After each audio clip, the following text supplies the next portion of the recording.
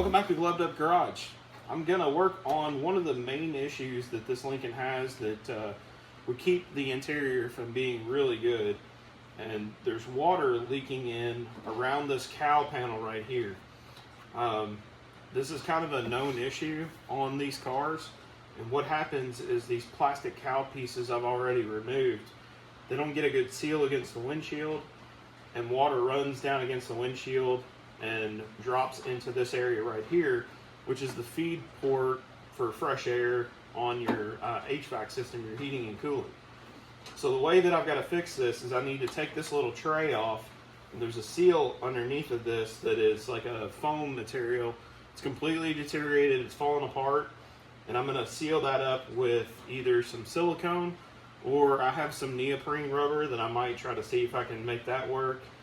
Silicone would be the easiest, and if you don't have access to like neoprene, that would be the easiest and the quickest method to do this. So I'm just going to take these screws out. There's a bunch of different screws in here. This one happens to be an 8mm. I've already loosened those two, but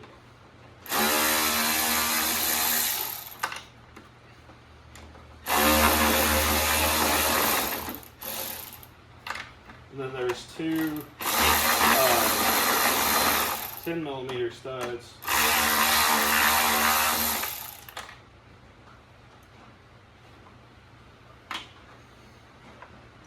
I think they're 10s. Nope, they're 11s. Let me grab an 11.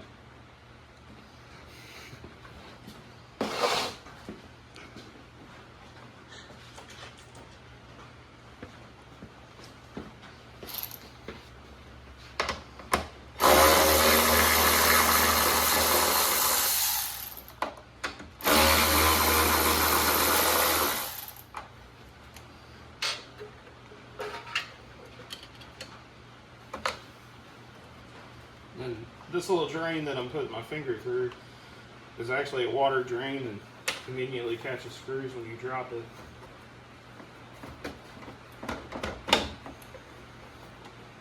Alright, I'm going to come in here and I'll show you what I'm talking about. So this is what's left of the foam seal, and you can see there's a lot of debris and nastiness that's in there. And then the other half of the seal is stuck to the bottom of our box here. So I'm gonna have to get all that cleaned off, get in here and figure out what I'm gonna seal it with, whether it be the neoprene and a combination of silicone, or just run a really tall bead of silicone. This is one of those things that I don't ever want to mess with ever again. The neoprene might be something that a mouse or something would chew on, which I'm sure some of this is from mice. We were just noticing that there was a damaged harness here that looks like we had some mice chewing on this while it was either in storage outside or one of the facilities it was at. So we'll have to fix that. I think the silicone is probably going to be a better idea, but I got to get all this cleaned out. You can see there's a little bit of moss actually growing on the foam here. So we're going to have to get that cleaned up with something to keep that from growing anymore. Probably get in here with maybe some super clean and just get this all cleaned up before we seal it. So I was going to use super clean, and the more I thought about it, I don't have any out here that's diluted, and if you use straight super clean on a painted surface like this with no clear coat, it will actually eat through the paint and into the metal, which would be all kinds of bad for something like this. It's definitely not what we want. So in a pinch, and for something like this that you're gonna prep for paint or adhesive or something, this spray away glass cleaner works really well. It's like $4 a can or something. If you watch guys that do professional automotive body work and painting and stuff, they will sometimes use that to wipe off a part before they start sanding it, because it's not chemically reactive with paint.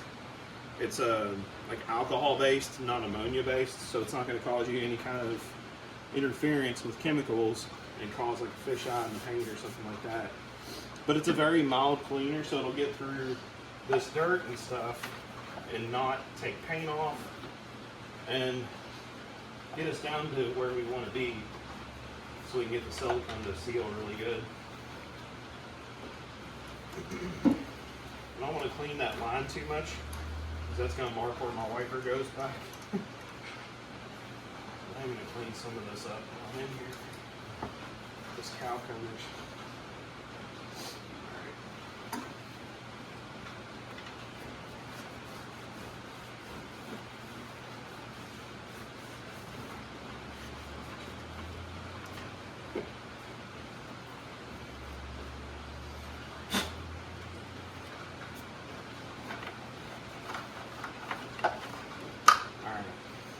I'm going to grab some silicone and I'll be right back.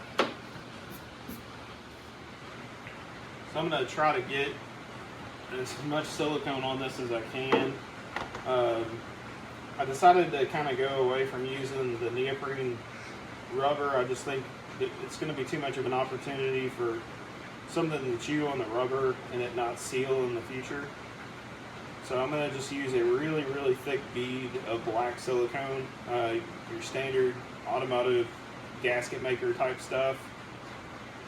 And normally they come with like the plastic tip that allows you to make your bead smaller, but obviously I want it as big as I possibly can, so I don't really need to use that plastic tip on it. You just want to make sure you get a good solid bead, no breaks in it. Hopefully I've got enough in this too to pull it off.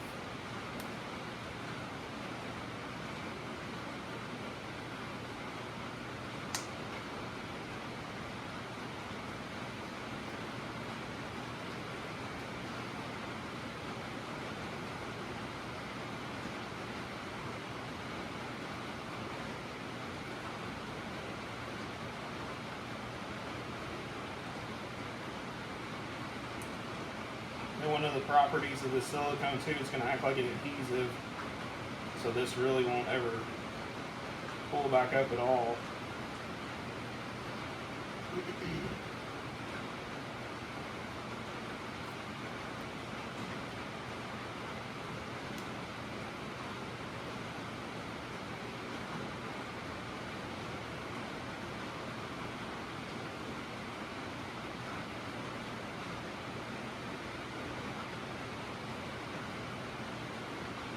It may not look the prettiest when it's done, and I'm sure the silicone's going to squeeze out everywhere when I bolt this down, but this is never visible under normal circumstances.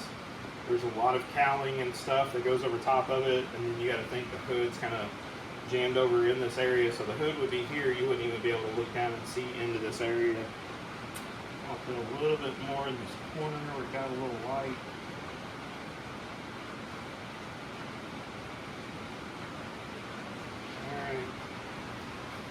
I'm going to carefully flip this over.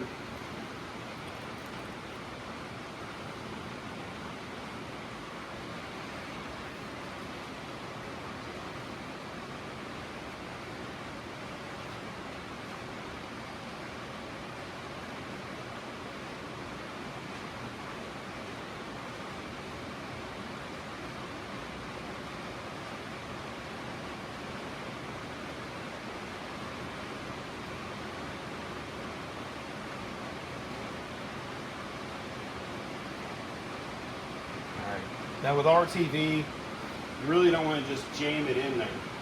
You want to let it kind of set up for a little bit, and then from there you can go through and tighten your bolts. What that prevents is the RTV from squeezing out around the mating surfaces, which would thin it out too much. That technique is something you would also use on a rear end cover, because if you're putting the rear end cover back on, the rear end doesn't have grease in it. If you tighten down that RTV, it squeezes out if you tighten down the cover, it squeezes out the RTV. The grease can leak around that cover. This is kind of the same thing. You want it to just kind of be on there, start to harden up, start to set up, and then from there you can go back and tighten it down in 15, 20 minutes or so. Probably going to let this sit for a while because it's cold out here. It's not going to set up as fast as it would on like a 65-degree day. So after this sets up, I'm going to come back and put the rest of this together after I clean some of it out and show you guys what that process looks like. Welcome back to Gloved Up Garage. When I say it has taken me all day to get to this point, I am not joking. I started somewhere around 10 o'clock this morning. It is now 4:46, and I've got the hood on the car. The driver's side fender is finally lined up on the car. The door is lined up pretty good. It's not going to be perfect because it's still got a pretty good crease here, and there's some damage on the front. But overall, I'm very happy with where I'm at now. The door is not rubbing on this driver's side. It's dropping just a little bit. It's closing like it should. So I am right where I need to be. And this is a huge, huge relief because it has taken me a lot of time, a lot of frustration, a lot of second guessing myself on whether I could even get this thing to come around. Now, obviously, I still got a lot of work to do. The hood is sitting too low to the fender in the back. We've got some bumpers and stuff that are going to hold it up to the top edge of the fender over here, so I'm not real worried about that. This side, if you look at the gap, it's wider here in the front, so we need to move that fender in. This side, it's not terrible. It's a little tight here in the front, but I haven't tightened on the fender up here in the front either, so I can move that over just a little bit. I've got a lot of wiggle room with the hood. I do need to push it back just a smidge because you can see it's not lined up to the fender as far as this edge to that edge. If you look in the back, you can see that about the same amount of distance. We're off about a 1/4 inch or so back here. So again, you know, this car is not going to be perfect. As hard of a hit as this was, the amount of damage that we had, this thing being blown completely apart for 2 years now, it's not going to be perfect, but I'm at least getting in the ballpark of where I want to be.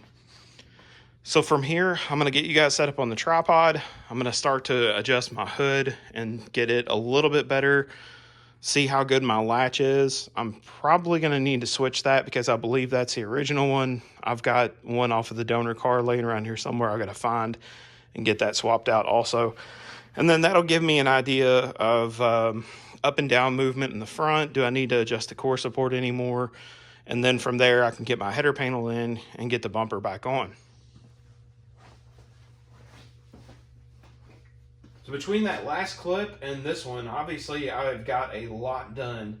And I just found myself in a very motivated mood this morning, and I knocked a bunch of stuff out. The header panel's on, the impact bar, the absorber, the inner fender on the passenger side's in. We got the battery tray and the battery, fuse boxes mounted, and the washer reservoir. I've got the cowl grills kind of loosely in place. I need to find the screws to get those on. And then I managed to break one of these grommets that goes around the wiper arm. Otherwise, I would have the cowl grill pretty much done. So the next thing I'm going to move on to is getting this driver's side fender liner put back into place. The compressor for the air ride in the back is actually mounted up here in the fender liner, but I've got to move everything around to get it situated. Looks like I've got a cruise control module that gets mounted up there also. And then once all that's done, I can put the air box back into place with the mass air meter and all that. That'll pretty much be everything I need up here to make this run. Now, in one of the older videos, I showed you guys how I polished out the headlights, and I still have not got those clear coated. So I'll take those to work with me this week and get those into the booth and get them clear coated. The bumper, of course, is going to match the fenders and the hood. Eventually, I'll get to the point where I get that painted. This is a really good time to kind of take a step back and talk about the door alignment, the fender over here. And I know I mentioned that it took me a lot of time and effort, and I kind of skimmed over that, but in reality, this thing almost broke me. Trying to get that door aligned, it honestly took me 10 to 15 times before it fell into place where it needed to be. And it was only after I kind of took a step back, went in the house, ate some lunch, really kind of moped around about it for a little bit, and then came back out and got to work on it, that it really fell back into place where it's supposed to be. Working on these cars, sometimes I get pretty frustrated. I'm a perfectionist. I really expect all this stuff to kind of line back up the way it came apart. And when it doesn't, I think it's not the car, it's not the situation, it's got to be me. I've messed something up. I'm not paying attention to something. You know, I really beat myself up over it. And I mean, let's face it, this is now a 20-year-old car that was hit very hard in the front, that suffered severe frame damage. And we had parts off of a 21-year-old car that, you know, wasn't damaged or in an accident that now we're trying to make fit this car. It's just not going to happen very easy. It's not going to fall into place. And if it does, then that's a miracle and, you know, awesome. That would be great. But in my case, it didn't. And it really beats me up. And it's just one of those things that I have to push past and get back to work on this to keep it from being shoved off in a corner somewhere and forgotten about. You know, even me, and, you know, that's kind of our mantra on this channel, is putting cars back on the road that would have otherwise been scrapped or parted out or whatever. You know, even I have trouble with some of the stuff that I work on. And, you know, maybe that's part of the reason it's taken me nearly 3 years to get this thing put back together, is just, you know, dealing with some of the frustration of it. You know, I don't know. But just to kind of, you know, show you guys a peek behind the curtain, you know, it doesn't always flow really smooth for me. The power of editing these videos makes it flow pretty good, but in reality, sometimes this stuff will absolutely jam you up and just make for a bad day. All right, enough of that. I'm going to get back to work on this fender liner, and hopefully we'll get this thing nearly put back together today.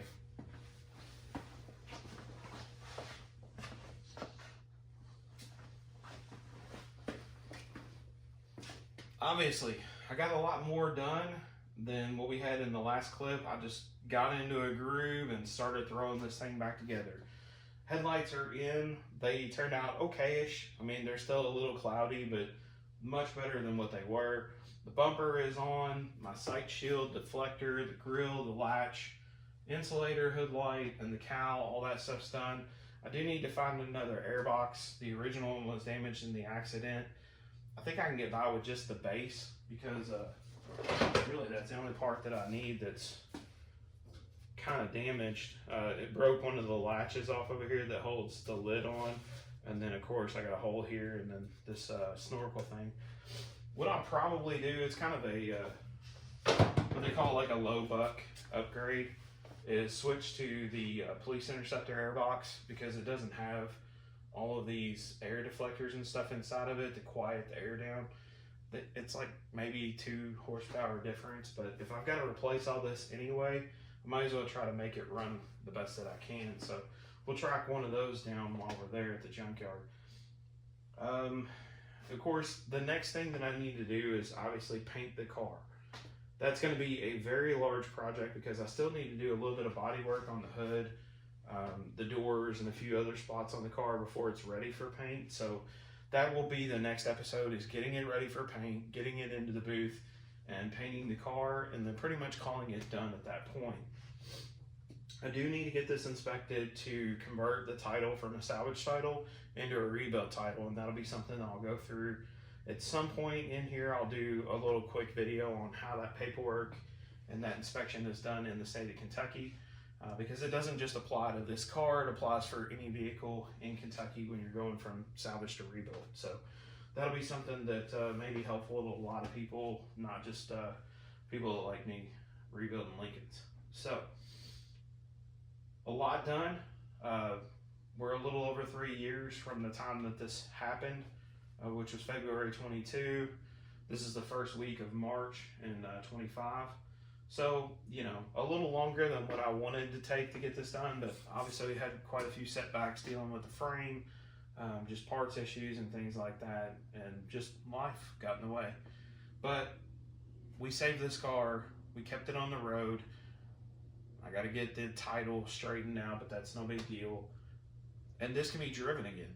And that's what we're all about on this channel, is getting cars back on the road that otherwise would have been scrapped or parted out or just destroyed or whatever. So coming up, we'll do the paint on this. It'll be done.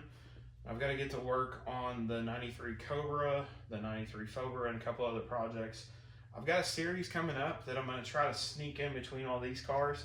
that I think will be kind of interesting to you guys, and I'll touch on it in just a little bit, but this is the first week of March, and there's been a slip about a possible 26 GT500. And I'll leave it at that for now. We'll figure out some details on that in the future. For now, thank you guys so much for watching. Thank you for all the likes, the comments, and the subscribes. And remember to stay loving.